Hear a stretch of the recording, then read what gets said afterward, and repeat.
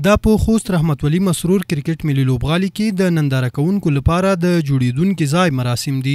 مسؤلین وايي وړاندې د لوبغالي د 1000 تماشا کوونکو ظرفیت درلود او اوس په د دې پروژې په ترسروي سره د 15000 ننداره کوونکو ظرفیت ولري چې ټول ټال 4 میلیون افغانۍ لګښت پرې راځي او د 9 میاشتو په موده کې به یې چارې بشپړې شي.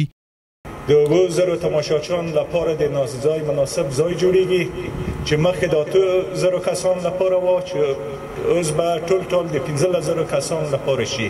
دغه پروژه چې نن موږ تاسو افتتاح کوو د 4 میلیون افغانۍ بودیجه لري چې د بودیجوي پلوه په پانګونه کې یو مهم ګام بلل کیږي. برخه چې د لوبغالي جوړیږي د خوست د کرکټ د تماشاشیانو ظرفیت بیان نه لري خو ان شاء الله په تدریجي ډول بو کال په کال یا د پروژې نابل پروژې کې بو د لوبغالي اکثره برخه ورغول شي.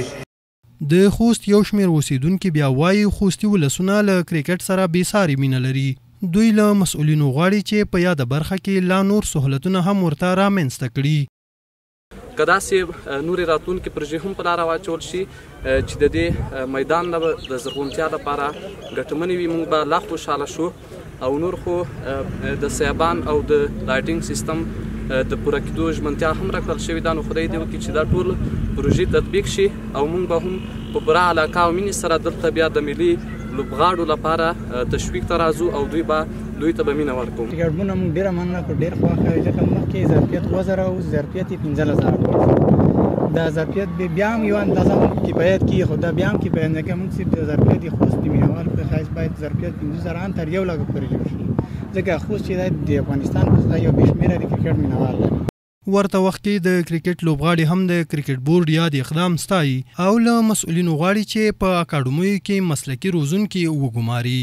خوست ولایت د ګراوند اکاډمي د دولتي اکاډمي د دې اکاډمي چې د پیچونه مخکې کم اوس په هر اته دي او د موږ د لوبغاړو په نسبت دا پیچونه اوس هم کم دي ځکه چې موږ تعداد زیات ده.